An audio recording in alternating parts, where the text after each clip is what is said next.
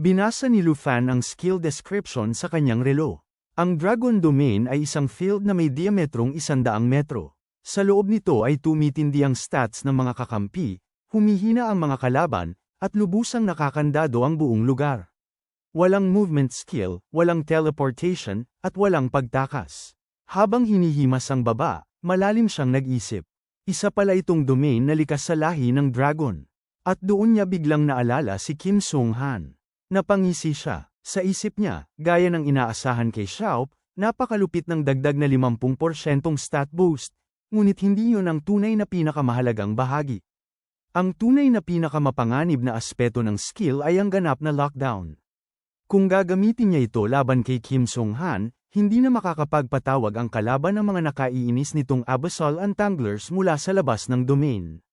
At higit sa lahat, kapag namatay si Kim sa loob ng lugar na yon, hindi siya pahihintulutan ng sistema na muling mabuhay o ma-teleport palabas. Sa simpleng salita, nagkaroon na siya ng paraan para tuluyan at permanenteng patayin si Kim. Sa tindi ng saya, napahalakhak siya. Magiliw pa niyang tinapak ang ulo ni Xiao at ipinahayag na sa wakas ay mayroon na silang paraan upang durugin ng minsanan ang hindi mapatay-patay na ipis na yon. Ngunit naputol ang sandali ng pagdiriwang nang biglang kumislap ang isang pulang babala. Ipinabatid ng sistema na siya ay kasalukuyang hinahabol. Sa halip na matakot, kumislap pa sa pananabik ang mga mata ni Lu Fan.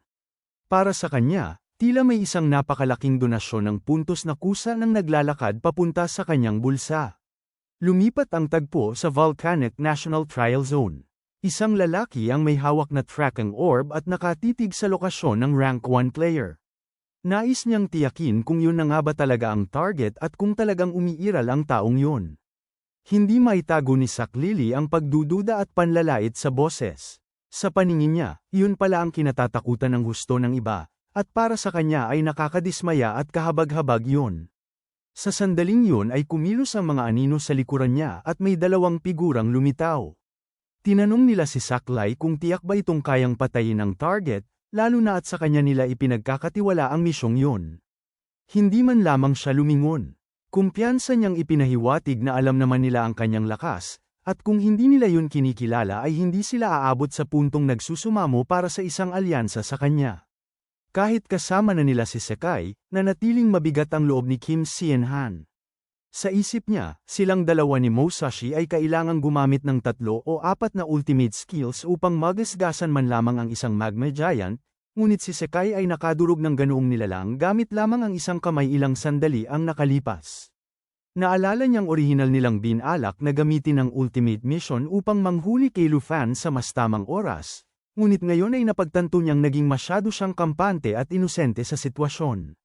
Sa kabila ng pag-aalalang yun, pinanatili niyang magalang ang boses habang ipinapaabot na hindi naman ito dahil sa kawalan ng tiwala. Gayunman, para sa kanya, kahit pa magsama-sama silang 3 sa pag-atake, wala pa ring kasiguraduhan na mapapatambo nila si Lu Fan.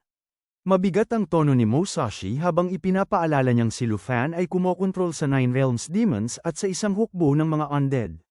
Naranasan na raw nila mismo ang laban na yun at lubusan silang nalampasan. Ngunit walang pakialam si Sakli sa babalang yun at iwinasiwas lamang ang kamay na parabang biro lang ang lahat. Para sa kanya, ang pagkontrol sa 9 Realms Demons ay hindi kahanga-hanga at kaya niyang gawin yun kahit nakapikit. Sa paningin niya, hindi yun tunay na kapangyarihan dahil hiram lamang yun at hindi pag-aari ng mismong gumagamit. Dahil dito ay napakunot noo si Kim at hindi naunawaan ang ibig sabihin ng hiram na lakas.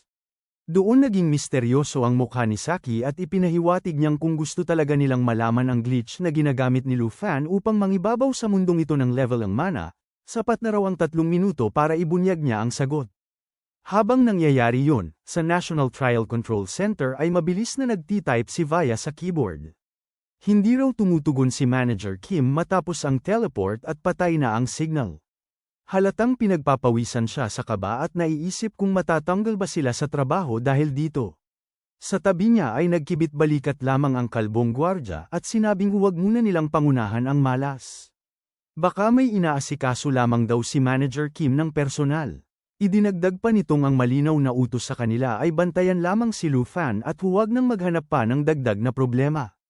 Habang abala sila sa usapan, May isang anino sa sulok ng silid na unti-unting humiwalay sa dilim. Napansin ng kalbong gwardya na tumahimik si Viet at napakunot-noo siya. Tinawag niya ito at tinanong kung may nakikita ba itong kakaiba, ngunit bago pa niya matapos ang sasabihin ay may isang kamay nang tumakip sa kanyang bibig. Kasabay nito ay may talam na dam-eye kit sa kanyang leeg at sinundan agad ng napakabilis at napakatumpak na pag-atake ng assassin. Napabulwak lamang siya sa paghihirap habang hawak ang leeg. Noon lamang lumingon si Vaya sa narinig na ingay at nagtaka kung ano ang problema ng kasama niya. Ngunit sa sandaling iyon ay nasa likuran na niya ang assassin na tila isang multo. Malamig itong nagbabala na huwag siyang sisiga at manahimik kung ayaw niyang mamatay sa mas masakit na paraan. Sa sobrang takot ay nagsumamo si Vaya, ngunit mabilis din siyang pinatahimik ng assassin sa isang matalim na hampas sa batok. Pagkatapos ay inilabas ng assassin ang kanyang telepono at sinagot ang isang tawag. Mula sa kabilang linya ay may nagtanong ng apurahan kung ano na ang lagay ng operasyon. Kalmado niyang sinabi na malapit nang matapos ang 3 minuto. Pagkatapos nyon ay hinailan niya ang pangunahing power cables at agad na nagliyab ang mga cable sa pagtilamsik ng mga spark. Buo ang kumpiyansa niyang ipinahayag na hindi nabibigo ang Morgan family. Sa mismong sandaling yun ay sabay-sabay na namatay ang malalaking screen sa arena. Natarantang nabulol ang announcer sa mikropono at pilit pinakakalma ang mga tao habang ipinapaliwanag na nagkaroon lamang ng technical difficulties at inaayos na nila ang lahat. Ngunit hindi na naniwala ang mga tao sa palusot na yun. Agad na naging mainit at magulo ang himpapawid sa mga manonood. Nagtanong ang iba kung bakit naputol ang live stream, kung bakit biglang namatay ang signal, at kung blackout ba talaga ang nangyari. Ang iba naman ay lantaran ng galit at tinatawag yung sukdulang kapalpakan. May isa pang nagreklamo na hinihintay pa naman niya ang pagsasalita ng kinatawan ng Amerika. Sa gitna ng kaguluhan ay bamulong si Tang Min kay Elder Fiban at ipinaabot na para sa kanya ay malinaw na gawa yun ng sabutahe ng Tai Chi Nation. Ngunit sa halip na basta sumang-ayon, malamig at makahulugang ipinaalala ng matanda na hindi dapat maliitin ang Federation dahil hindi raw ganoon ka-inosente ang mga ito gaya ng inaakala ng iba. Samantala, sa monitoring room ay may isang staff na sumigaw at hinanap si Mr. Kim upang magpasya sa susunod nilang gagawin. Ngunit nang lingunin nila ang upuan nito, sa kanila napansing wala na pala ito roon. May isa pang staff na nagsabing hindi niya alam kung saan ito nagpunta at sa pagkakaalala niya ay may tumawag daw rito palabas ilang minuto na ang nakalipas. Sa malayong dulo ng hallway, nakatayo si Taiyan at halatang pigil ang galit habang kaharap ang isang misteryosong lalaki. Inis niyang ipinunto na simula nang makarating sila roon ay hindi pa ito nagsasalita at gusto niyang malaman kung ano ba talaga ang gusto ni Mr. Morgan. Tumingin lamang si Morgan sa kanyang telepono at nakita ang mission success notification mula sa assassin. Pagkatapos ay mahinahon siyang tumingala at sinabing 3 minuto lamang ang hiningi niya at wala na siyang nais pag-usapan pa. Dahil dito ay lalong namula sa galit si Taiyan at ipinahayag na wala siyang oras sa mga laro nito dahil sobrang abala niya. Ngunit nanatiling hindi natinag si Morgan. Tinalikuran lamang siya nito, yumukod ng magalang, at ipinaalam na tapos na ang 3 minuto at nagpapasalamat siya sa oras ni Mr. Kim. Samantala, sa mismong larangan ng labanan ay hindi makapaniwala si Musashi sa isiniwalat ni Zachary. Napatanong siya kung ang ibig ba nitong sabihin ay naging papel na ni Lufan ang nahulog na sinaunang Diyos at dahil sa koneksyong yun ay nagagamit niya ang 9 Realms Demons. Napabuntong hininga si Chang Han at yumanig ang isip niya sa posibilidad na yun. Para sa kanya, ang baliktera ng agos ng kawalang hanggan sa tulong ng hindi mabilang na sinaunang Diyos ay lampas sa logika at halos imposibleng paniwalaan. Ngunit kalmado lamang na ipinahayag ni Zachary na nauunawaan niya ang pag-aalinlangan nila. Sa kanyang paliwanag, ang kapangyarihan ng isang sinaunang Diyos ay hindi mas mababa sa isang basbas na galing mismo sa kalangitan. Anuman ang kasalukuyang level ng isang tao, sapat na raw ang isang patak nito upang magdulot ng ganap na metamorphosis at tuluyang muling isilang ang kaluluwa. Pagkatapos ay itinaas niya ang hawak na Holy Mountain Essence ng may sukdulang yabang at ipinakitang iyon ang tunay na lakas ng sinaunang Diyos. Ayon sa kanya, ang esensyang iyon ay direktang nagmula sa kanyang master. Nang maramdaman ni Musashi ang aura na nagmumula sa vial, nang inig siya at inaming nakakatakot at nakalulunod sa lakas ang enerhiyang iyon. Mula sa tabi ay mariing napatingin si Chang'an at napansin na ibang-iba ang puwersang yun kumpara sa Nine Realms Demons. Nais niyang malaman kung ang pinagmumulan ba talaga ng lakas ni Zachary ay ang tatlong essence na yun lamang. Doon natawa si Zachary at inihagis ang dalawa sa mga vial ng Holy Mountain Essence patungo sa kanilang dalawa.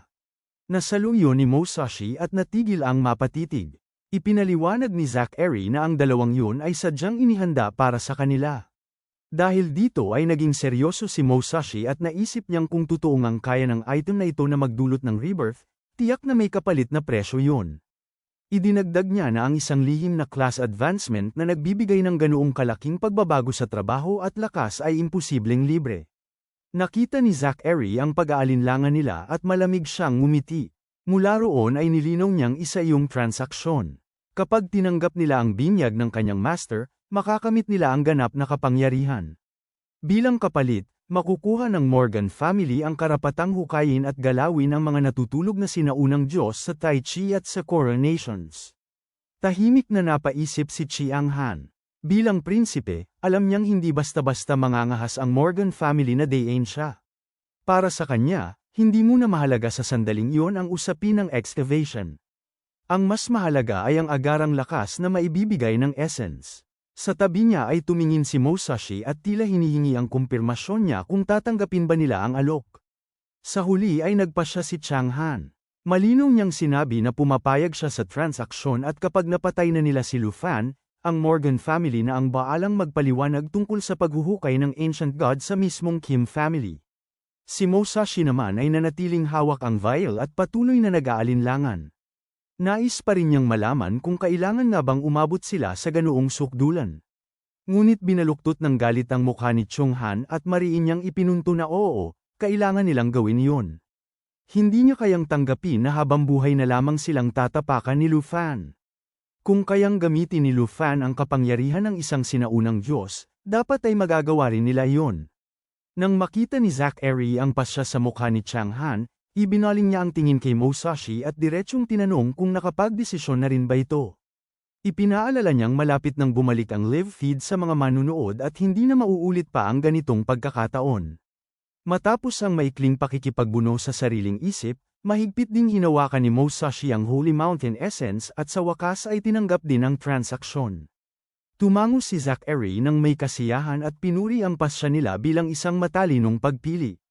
Pagkatapos ay pinaalalahanan niya silang huwag lalabanan ng agos ng pagbabago, dahil habang mas nagpapasakop sila sa transformation, mas maraming kapangyarihang ipagkakaloob ng kanyang master. Sa huli ay tiningnan niya ang natitirang huling vial sa kanyang kamay. Ipinaabot niyang yun ay espesyal niyang inihanda para kay Lu Fan. Kasabay niyon ay kumalat sa kanyang labi ang isang mabagsik at mandaragit na ngiti. Sa loob-loob niya, balak niyang gawing papay ng Holy Mountain si Lu Fan. Samantala, sa control center ng National Trial Arena, isang shadow guard ang nagsuri sa sistema. Mula sa ulat ng control center, lumabas na hindi nakuha ng mga kamera ang salarin, ngunit ganap nang naibalik ang live stream at ang mga feed ng observation room. Sa tabi niya, pautal-utal at halatang kinakabahan ang manager habang nagtatanong kung talagang hindi na ba iuulat ni Director Kim ang paglabag na yon. Ngunit nanatiling tahimik si Director Kim, mahigpit ang pagkakakuyom ng mga kamao hanggang sa manginig ang mga ito sa pinipigil na galit. Sa huli ay malinaw niyang ipinahayag na internal nilang iimbestigahan ang pangyayari at walang ni isang salita tungkol dito ang dapat makalabas ng silid. Sa isip niya ay muling sumagi ang mapagmataas na lalaking nakasalamuhan niya kanina, ang supervisor mula sa Star-Spangled Nation. Para sa kanya, walang duda na ang Morgan family ang nasa likod ng lahat. Sa loob naman ng Magma Field Secret Realm ng National Trial, maingat na sinusuri ni Lu Fan ang kapaligiran habang ang isipan niya ay kumikilos na parang isang tactical na makina. Sa mapanganib na larong ito ng level ng mana, malinaw sa kanya na ang huling yugto ay isang final circle kung saan ang tanging paraan upang mapabilis ang proseso ay ang magpatayan ang mga natitirang kalahok. Sa loob-loob niya, malinaw na gusto siyang tugisin ng mga kaaway. Kaya agad niyang sinuri ang radar. Ngunit nang magliwanag ang hologram ng mapa, bahagyang nagbago ang ekspresyon niya. Nang makita ang avatar sa unahan, agad niyang nakilala yon bilang si Yan mula sa Southern Country. Wala siyang inaksayang oras at agad niyang inutusan ng kanyang dragon na si Xiaoya na lumapag sa direksyong iyon dahil nais muna niyang batiin ang isang matandang kakilala. Sumunod agad ang dragon at matalim na kumurbada sa ere ayon sa utos niya. Paglapag nila sa nasunog na lupa, mabilis na inikat ni Lu Fan ang paningin ngunit wala siyang agad na mata ang tao. Sa likod pala ng isang matulis at malaking bato ay maingat na sumisilip si Yan. Nang makita niyang si Lu Fan nga ang dumating, nakahinga siya ng maluwag at halos mapasigaw sa tuwa sa pagkakakita sa kanya. Sa isip niya, labis siyang nagpasalamat na hindi si Boss Lu Fan ang dumating upang patayin siya. Naalala pa niyang minsan na siyang pinalakas ng loob ni Lu Fan, kaya para sa kanya ay lubos itong naiiba sa ibang mga baliw na pumapatay ng walang habas. Nang makitang ligtas at buhay pa si Wison, isang bihirang bahagyang ngiti ang sumili sa mukha ni Lu Fan. Sinabi ng kilos niya na hindi masama ang naging swerte nito at kahanga-hangaling umabot ito ng ganoon katagal. Lumapit si Wison habang nahihiyang kinakamot ang ulo at inamin na akala niya ay katapusan na niya, kaya sobrang laking ginhawa ng pagdating ni Lu Fan. Ngunit nang tingnan ni Lu Fan ang stats ni Wison, napakunot ang noo niya. Hindi niya maunawaan kung bakit nandoroon pa rin ito sa huling yugto samantalang 150,000 accumulation points lamang ang taglay nito. Sa isip niya, para bang hindi naabot ng isip ng lalaking iyon ang bigat ng sitwasyon dahil sa gitna ng final deathmatch ay nakangiti pa rin itong parang walang iniisip. Sa kabila niyon, pakiramdam ni Lu Fan ay kailangan pa rin niya itong bigyan ng babala. Nais niyang ipaunawa rito na sa final circle, ang awa ay isa ng kahinaan. Ngunit bago pa niya matapos ang paalala, marahas na na-activate ang perception skill ni Xiaoya at agad naglabas ng warning roar ang dragon. Mabilis na lumingon si Lu Fan sa direksyong yun. Sa isang iglap ay sumabog ang lupa sa ilalim ni Won. Mula roon ay sumulpot ang mga ginintoang spectral arms at mahigpit siyang inangkla sa lugar. Isang summoned creature ang biglang sumugod at sinubukang lamunin siya ng buo. Nang makita yon, napasigaw si Won sa sukdulang takot at humingi ng tulong. Hindi nag-aksaya ng kahit isang segundo si Lu Fan at agad niyang binunot ang kanyang sandata. Sa isang mabilis na tingin, naunawaan niyang ang nilalang na yun ay ang summoned beast ni Changon, ngunit nahawahan na ng Holy Mountain puppet traits. Kasunod nito ay sunod-sunod niyang pinakawala ng isang barrage ng nether arrows sa bilis na halos hindi na makita. Ngunit huli na ang lahat. Si Yi-san ay naiipit na sa panga ng halimaw at ang tanging narinig mula rito ay mahina at putol-putol na pagsamo na iligtas siya. Sa madugong impyernong yun na napapaligiran ng lava, biglang umalingaw-ngaw ang malamig na anunsyo ng sistema na si Participant Yason ay tuluyan ng na-eliminate. Mula sa mga anino ay lumabas si Chang Han, may madilim at mapangutya na ekspresyon sa mukha.